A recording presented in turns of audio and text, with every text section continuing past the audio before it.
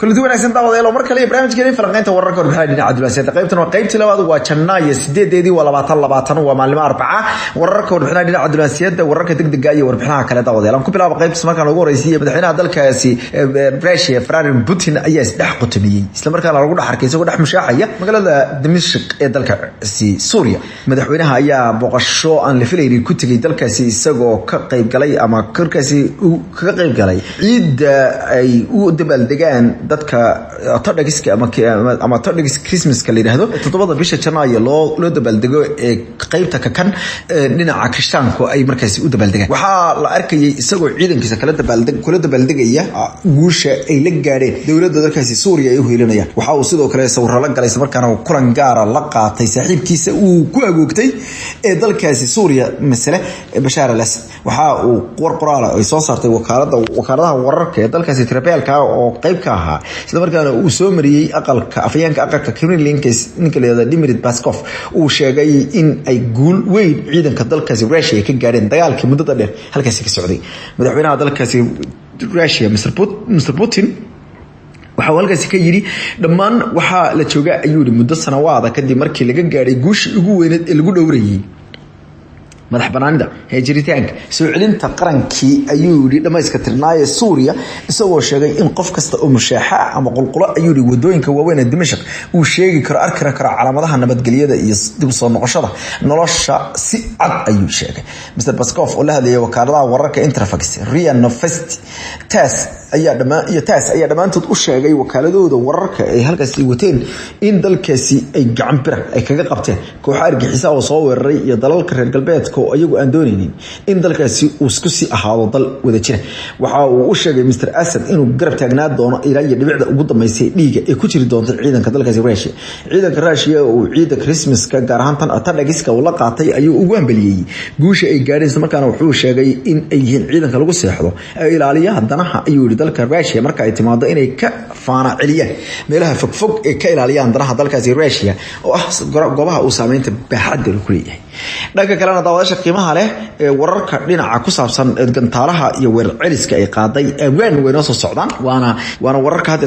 inoo soo socda ee dhinaca kalena aqalka sanadka dalka Mareykanka hogaamiyahooda Mitch McConnell ayaa wuxuu ku dhawaaqay inuu haysto awood ku filan iyo codad ku filan oo ku taageero ayaa leeyahay in uu maxkamadaynta madaxweynaha fursada ugu rasaha badan una suuragalsan tan iyo marka uu si halhaleela uga helo qorshaha aqalka hoose ama aqalka hoose ee Congress-ka dalka Mareykanka inkastoo Congress-ka Mareykanka wali uu ku dhagan yahay waraaqihii haddana Mitch McConnell ayuu loo yaqaano inuu siyaasadda arrimaha gudaha Mareykanka aad iyo aad ugu faradhuudhuuman yahay ayaa la sheegay inuu si xoogan u rogrogay arrinta haatana wuxuu gacanta ku dhigay xildhibaano ku filan oo aqalka sare ah kuwaas oo madaxweynaha u quminaya kolka ay timaado sida la aaminsan yahay madaxa guud ee markaasi aqlabiyada badan Mitch McConnell waxa uu yiri waxaan haystaa ayuu yiri marka ay timaado boqolka xildhibaan ee aqalka sare inuu igu filan oo aan ku qaado ama ku dhageysto dacwadda ka dhanka madaxweynaha haatan waxaan suganaa waxa weeye ayuu yiri inay waraaqaha iska soo gudbiyaan aqalka hoose iyagu maadaama ay dantooda qabsadeen laakiin wuxuu diiday inuu adeeco dhamaan dalabaadkii Congress-ka ka imaanayay gaar ahaan kuwa aqlabiyada badan ee ku saabsanaa in uu doonayo inay doonayaan in dadka marxaati ku kacaya madaxweynaha si weyn ama si baahsan loo dhageysto daawadayaal farqamo qodno wararka warbixinada cadaaladda dawladda China ayaa iyaduna waxay sheegtay in iyadoo ka cararaysa dhiig sida daadka u qulqula inuu ka dhaco magaalada Sirta ay saga baxday afayeen u hadlay ciidanka badbaadada ee Sirta ayaa waxa uu markii horeysay qiray in guuldarrada halkaas ka raacday aysan ahayn mid markaasi military balse ay tahay mid siyaasadeed iyo mid u turis dadka reer Sirta ciidanka loo yaqaan the Sirta Protection Force ayaa waxay sheegeen in China oo ka tirsan markaasi ciidanka China hoos yimaada dawladda midnimo qaran ayaa waxay sheegeen inay banaanka magaalada ugu dadgureysteen dib u garasho xeelad dagaal sababo la xiriira ay yiraahdeen in aysan doonaynin in magaaladu isku bedesho goob dhiig ku qulqulo laakiin waxay qireen in urugyo ciidamo ah oo magaalada jiifsaday in badan ku dhex jiray kagana soo fuuray ay ku diyaarsadeen koox kooxda Xaftar kuwaasoo rasaas kaga bilaabay ciidankooda magaalada gudahooda xilli aan la filaynin ama dhabar jabin toogasho ku bilaabay. taas ayaa la sheegay in laga shaqeystay maalmo ka hor iyadoo la sheegay in qorshayaasha noocaas oo kale ay fuliyeen ciidamo culushada shaqeystayaal oo Imaaraadka ka socda kuwaasoo ciidamadaasi siiyay lacag aad u tiro badan. si kastaba ha noqotee GNA haatan waxay sheegtay in 120,000 ee magaalada ku dhaqan ay u tireen ayagoo ku eedeeyay in kooxda Xaftar ay magaalada bilaqaysteen isla markaana ay geysteen tacadiyo aad u weyn. laakiin afayaan oo hadlay LNA ayaa waxa uu sheegay inaysan jirin wax bilaqaa magaalada ka dhacday balse magaalada looga tuturoonaday looga awood roonaaday dawladda la aqoonsay ee Tripoli fadhida. waxayna sheegeen taasi ay qadeynayso sida shacabka reer Liibiya ay u naceen dawladda ayuu yiri. deegaanka Al-Qadabiya ee dhinaca ugu weyn magaalada dhinaca military ayuu sheegay afyar u hadlay waliyaada Khalid al-Mahjoub in ay ku habsadeen isla markaana ciidanka Libya National Army la baxay LNA ee taliyaha baxsadka ee bariga dalkaasi ka dagaalamaya uu hogaaminayo ay haatan gabi ahaanba magaalada ay awoodeeda la wareegeen balse waxaa la sheegaya in sabaabul xooggan uu socdo ayadoo la sheegay in dawladda GNA ay doonayso in shacabka magaalada ay ka daadgureystaan kadibna magaalada la isku arko. halka dagala socdo wadada wararka ugu dambeeyay haatan bal wararka degdega ee dhinaca ka imaanaya Iran TV-ga qaranka dalka Iran ayaa si toos loo saaray hawada isla markaana wuxuu toos u fulinayaa ama u soo deynaya muuqaalo waaweyn oo ka soo baxaya weerar culus oo ay sheegeen inay ku ekeeyeen ama ay ku qaadeen aaga loo yaqaano markaasi aaga deegaanka ciidanka dalkaasi Mareykanka uu degan yahay ee ka degan yahay dalka Iraq. warkan hada soo baxay ayaa waxay sheegayaan in gantaalaha cirka ay ku qaadeen aaga loo yaqaano Aynul Asad ee ciidanka Mareykanka uu degan yahay cirka iyo sidoo kale ay deegaanka faraha badan ku leeyihiin. wararka TV-ga qaranka dalkaasi waxa uu tabinayaa in uu dhamaaday markaasi xilligii loo barooranayay ay yiraahdeen dilka loo geystay Mr. Qasimi ama Mr. Suleymani General Suleymani haatan uu bilowday argudashadiisii. goobta ay weerarka ku qaadeen ayaa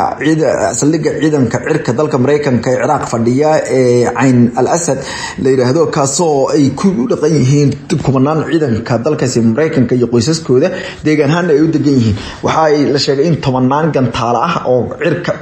gantaalaha dalkaasi Iran ay ku toqda halkaas ku qabanayaan. Iran sidoo kale waxay sheegtay in ay tanu bilow ay tahay isla markaana waxa ay sheegeen in weerar kale ay ku xigaan oo istaba jooga haatan oo markaasi goor hore walaasay ah xilliga Iran. dawladda dalkaasi Iran waxay sheegaysaa in gantaaluhu ay wali ku hoobanayaan halkaasi. dawladda dalkaasi Iran waxay sheegtay in argosigu uu yahay bilow markaasi fiican. waxay ku tilmaameen in ay dawladda dalka Mareykanku ay laba jeer ka shalaay doonto. waxay ugu yeedheen dandaansigii iyo kutubashada xuquuqda dhinaca ay yiraahdeen muwaadiniinta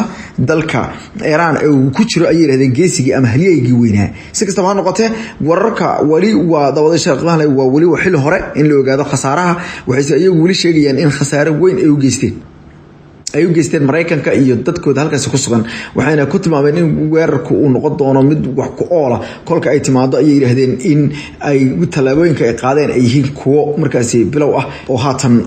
soconaya. dawladda dalka Iran ayaa khasaaraha ka dhashay dagaalka ama weerarka ay qaaday ee Mirkaha waxay ku sheegtay in 8 ka mid ah ciidanka qalabka sida ee dalka Mareykanka ay ku dhinteen weerarkii ay gantaalaha kula garaacday iyadoo sheegtay in gantaalaha ay riday ahaayeen 15 gantaal oo nooca daran ee cruise-ka. waxay sheegtay in gantaalaha ay ahaayeen hal mid oo kamid ah xataa mid aan la soo ridin ama aan la kharbudin iyagoo sheegay inay ku hobteen bartilmaameedyadii loogu talagalay. telefishinka dalka Iran oo markaasi toos ahaa ilaa iyo maanta oo dhan ay dadweynaha reer Iran toos u daawanayeen ayaa lagu xiray goobta gantaaluhu ka dhacay iyadoo la sheegay in goobta gantaalaha laga rideeyay iyo gabi ahaanba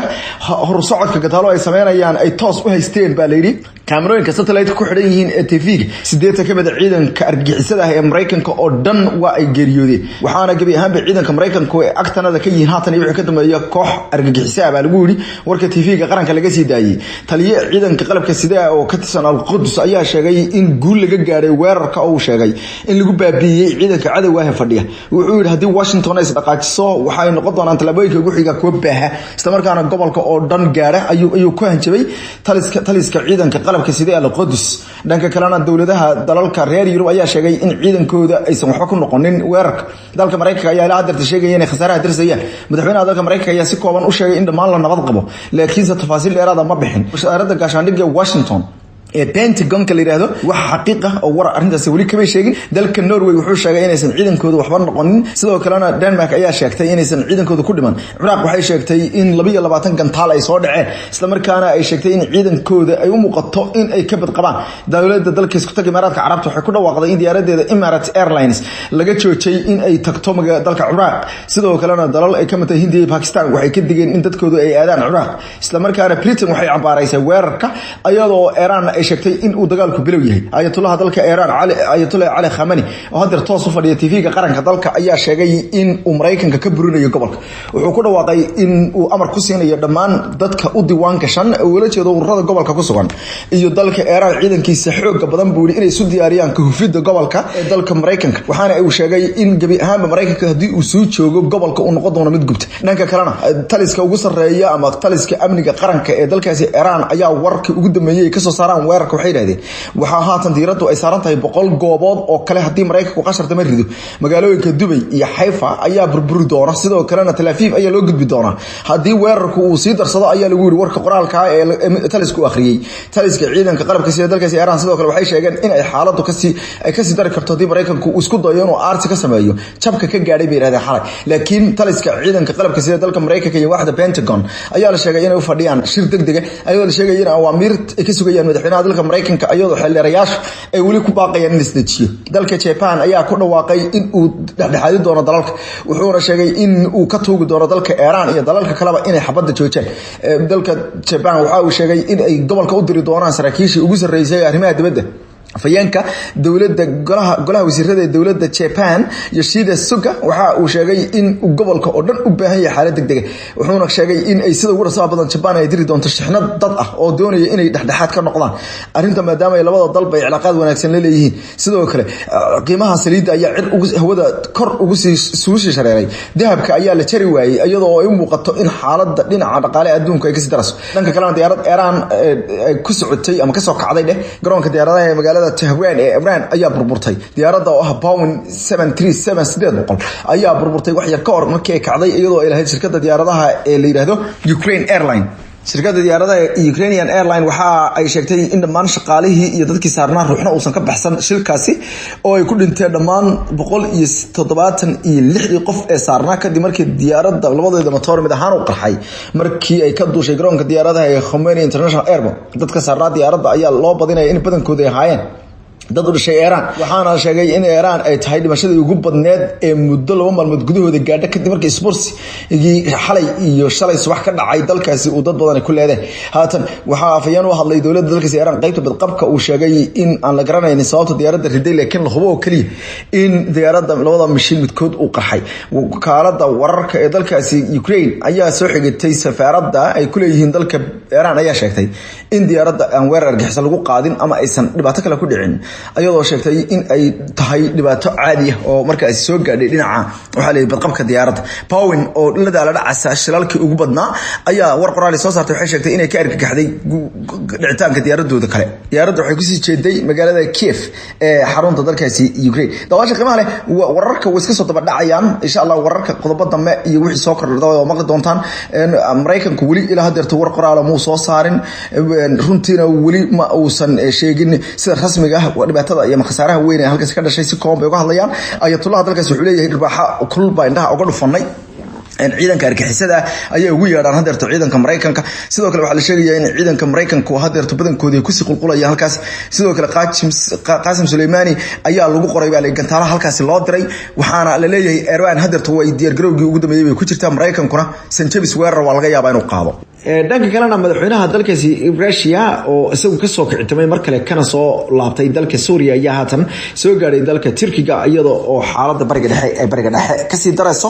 ama bariga dhexe si dhaaftay xaalkeedu oo markaasi ay meel aad u daran ay gaadhay madaxweynaha dalkaasi